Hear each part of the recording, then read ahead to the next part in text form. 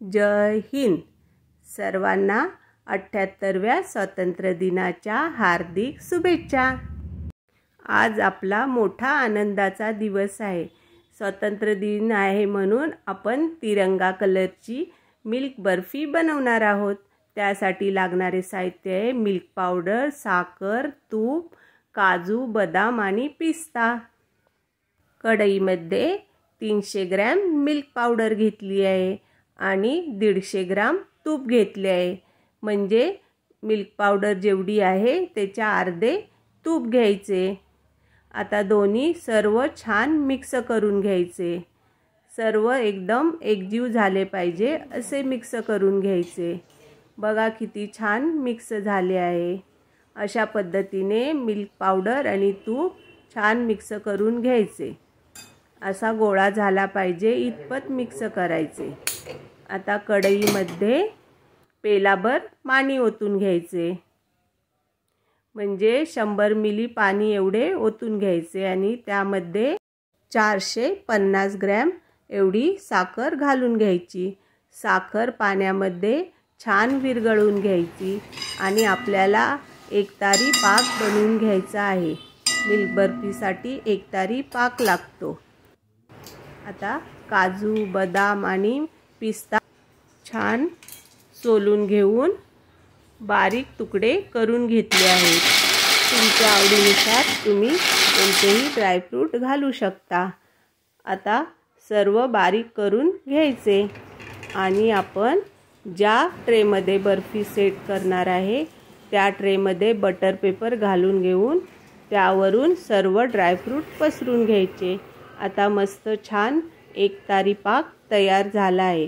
2 बोटांमध्ये पाक घेऊन असा चिटकून एकतार होते का असा चेक करायचा। तयार झाला आपला एकतारी पाक। त्यामध्ये मिल्क पावडर आणि तुपाचे मिश्रण घालून घ्यायचे आणि मस्त हलवून घ्यायचे। मिल्क बर्फी झटपट 5 मिनिटात तयार होते। सर्व मिश्रण छान हलवून झाले आहे।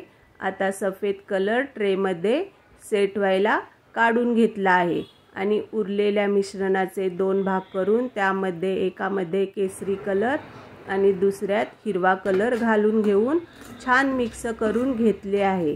आता हे मिक्स झालेले मिश्रण अगदी 1-2 मिनिटं थोडेसे गरम करून घेतले आहे। आता ग्रीन कलरची बर्फी तयार झाली आहे। ती ट्रेमध्ये सेट करायला ओतून घेतली आहे। बघा किती छान कलर दिसतो। तुम्हाला समजले नाही तर थोडे मिश्रण बाजूला काढून अशी गोळी तयार होते का बघायची, म्हणजे बर्फी परफेक्ट तयार होते। आता ऑरेंज कलर ट्रेमध्ये ओतून घेतला आहे। मस्त असा कलर दिसतोय बघा तिरंग्याचा। अशा पद्धतीने तयार झालेली बर्फी 2 तास थंड व्हायला ठेवून द्यायची आणि मग 2 तासानंतर बघा किती पटकन बर्फी निघते आहे। ती पांढऱ्या कलरची बर्फी काढून घेतली आहे। आता ऑरेंज आणि ग्रीन कलरची बर्फी काढून घेऊया। किती सोप्या पद्धतीने बर्फी आपली तयार होते। तर अशा पद्धतीची बर्फी बनवा आणि कशी झाली हे कमेंट करून सांगा आणि माझ्या चॅनलला सबस्क्राईब करायला विसरू नका। तर आता आपल्याला पाहिजे त्या आकाराची आपण बर्फी कापून घेणार आहोत। बघा किती छान अशी मिल्क बर्फी कापली जाते। झटपट तयार होणारी मिल्क बर्फी चवीला पण एकदम चवदार लागते। आता ग्रीन कलर आणि ऑरेंज कलर पण कापून घेणार आहोत। तयार झाली आहे झटपट तयार होणारी तिरंगा कलरची मिल्क बर्फी। आहे की नाही एकदम सुंदर। आता तुम्हाला पाहिजे असेल तर आपण दुसऱ्या प्रकारची पण करू शकतो।